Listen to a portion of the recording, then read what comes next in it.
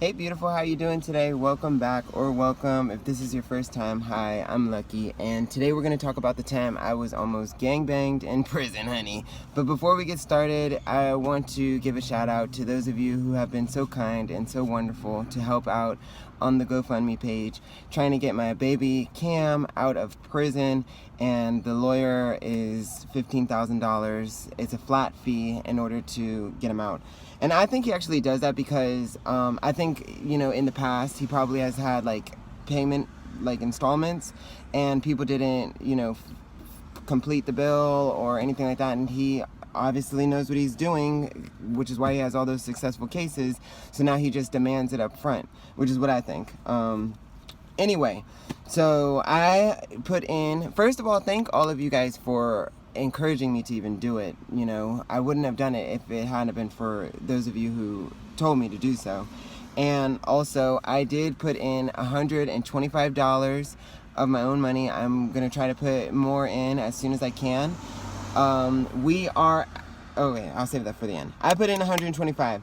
Courtney donated $211.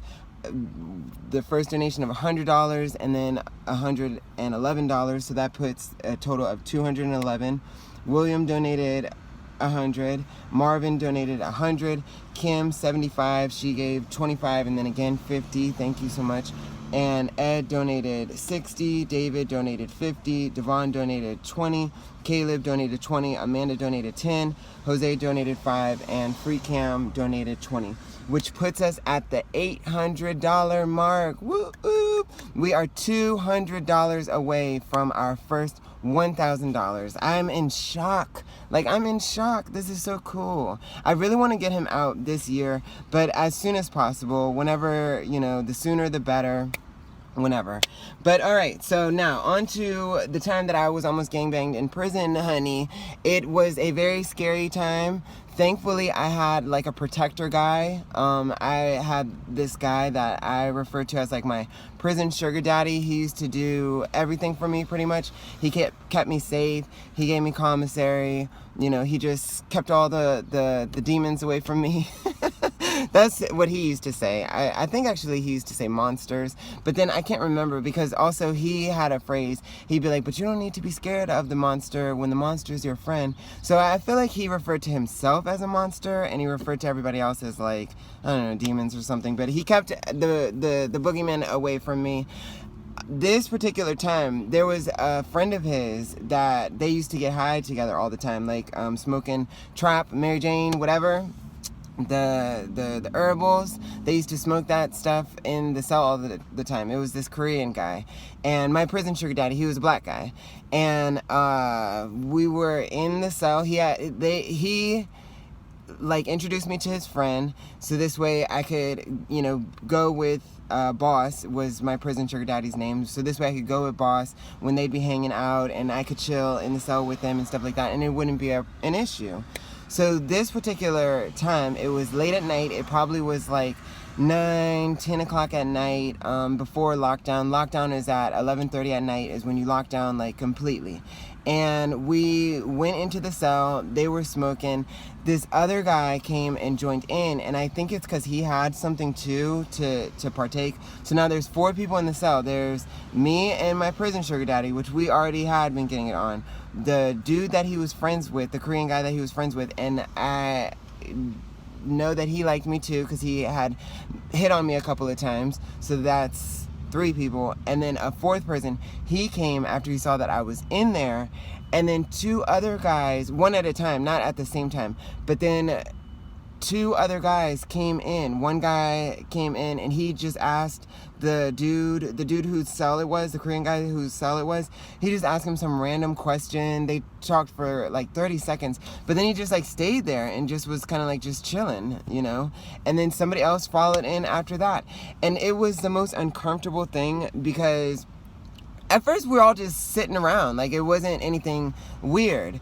What made it weird was, I guess also, especially when you're kind of like tripping, and I feel like, depending upon whatever, you can get kind of paranoid sometimes. And then also they do say that it is important to like make sure you are surrounded by a good group of people, like family, friends, people that you trust or something like that. But I don't recommend you do this at all, by the way. Don't do none of this stuff, okay? Like, just to be a good influence, don't do it. Just stay clean.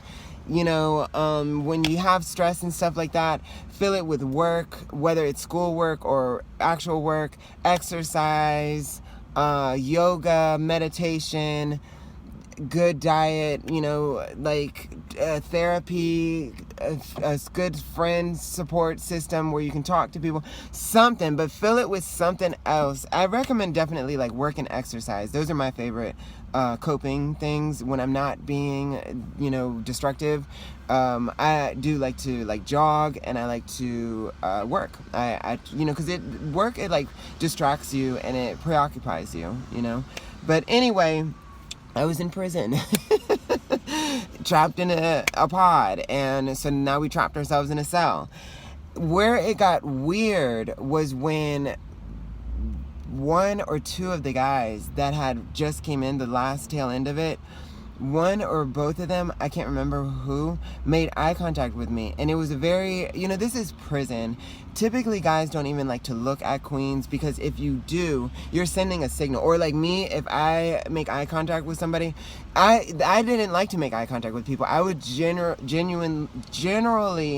walk around the compound always like with my head down and like my eyes, or if my head was up but like my eyes looking down. And I did it on purpose because I was trying not to make eye contact with people, because I had learned over time that when I made eye contact with anybody, even if it was for a second, they would interpret that as like a signal of interest in some kind of way. So then at some point they would find a way to introduce themselves to me, just to see, like, you know, are you interested in me, you know? And they would make a pass, and then if you're friendly to them, then they still think that that's interested, even though you could just be polite, you know what I mean? Which I tried to be, but prison's just a weird place. So the point of me saying all of that is, you don't typically look a gay person, you know, dead in their eyes, like, unless, you know, people know these rules. These are just, this is the mentality of the culture, you know?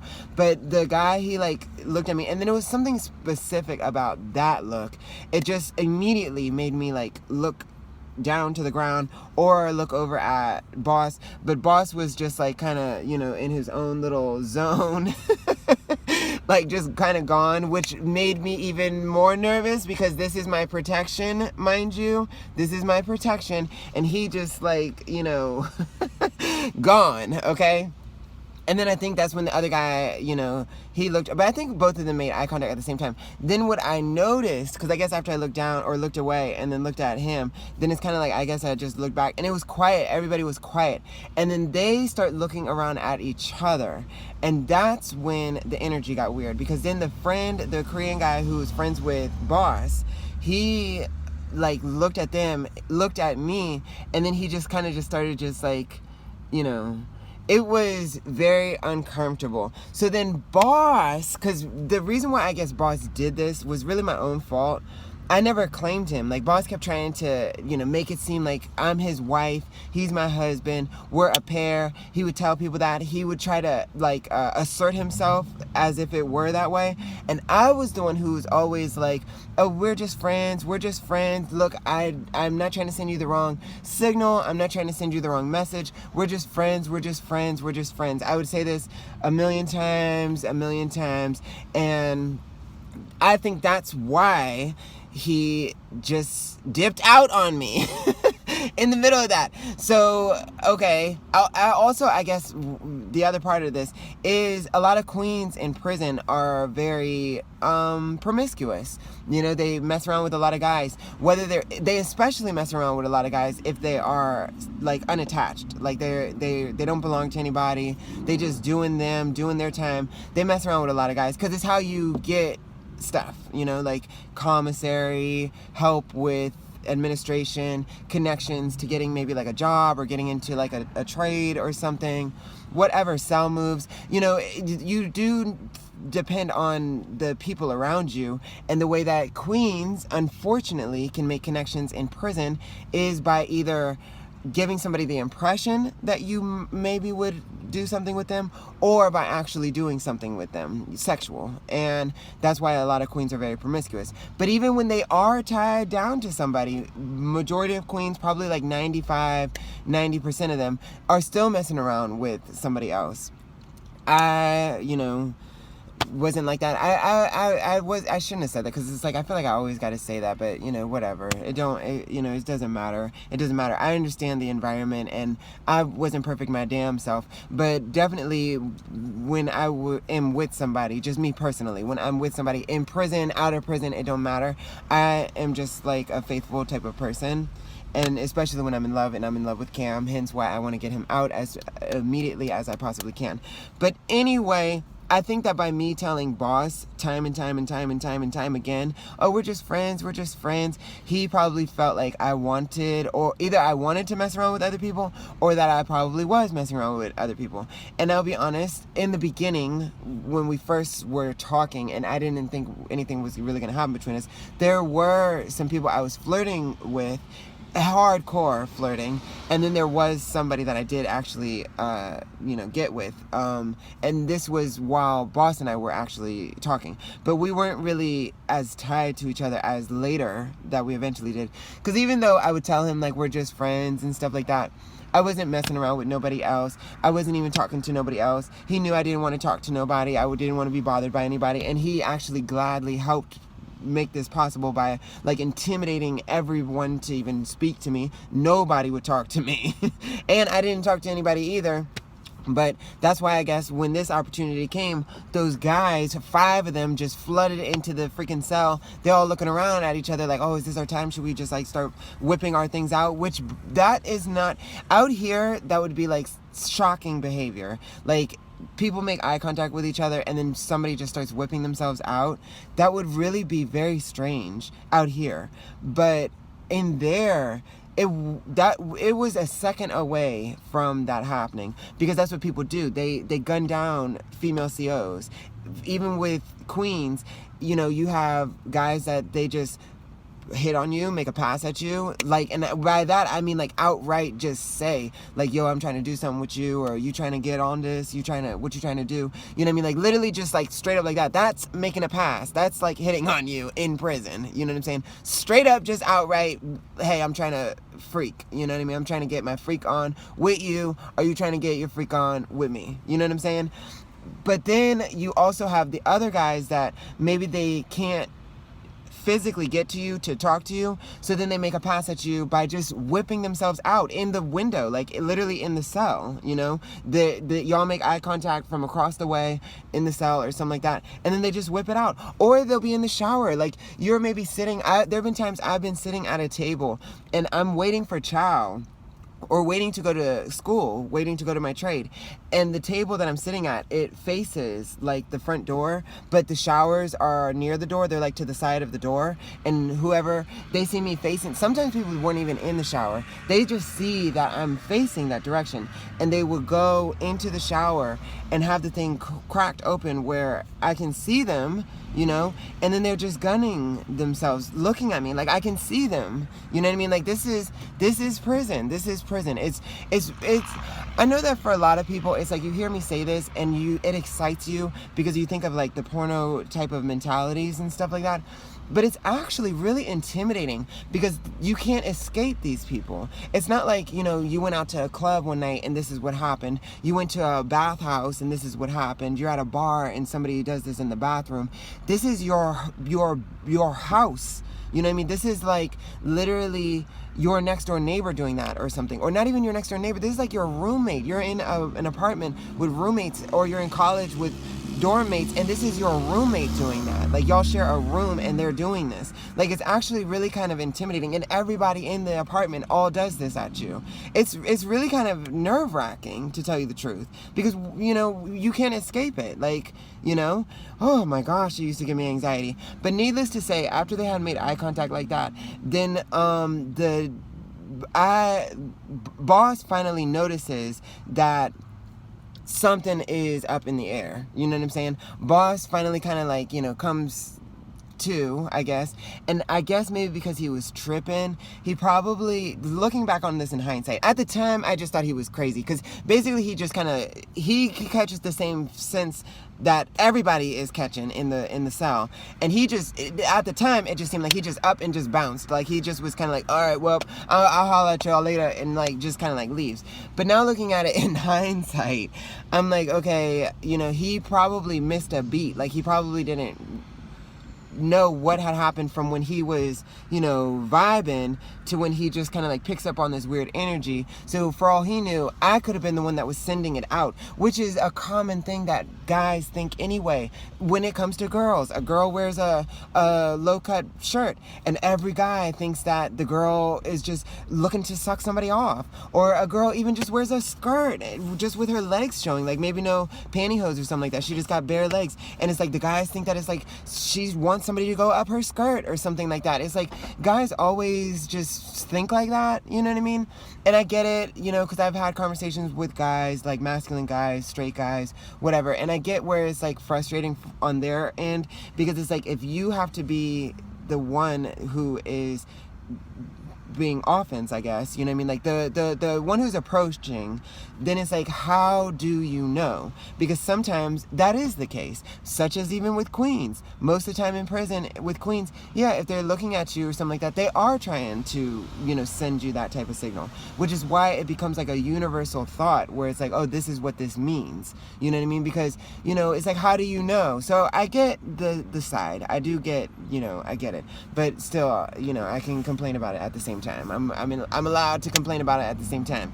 And yeah, but thankfully I piggybacked off of it, because when he was getting ready to go, I was like, oh, well, you know, aren't I going with you? And then he was very quick, I gotta be honest. For a protector guy, boss watched after me, honey.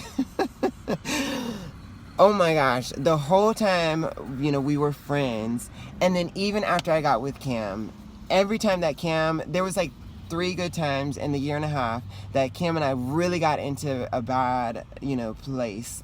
Nothing like since I've been out. Like, since I've been out, we never got anything as bad as, you know, what has happened in the past 2 years that I've been out.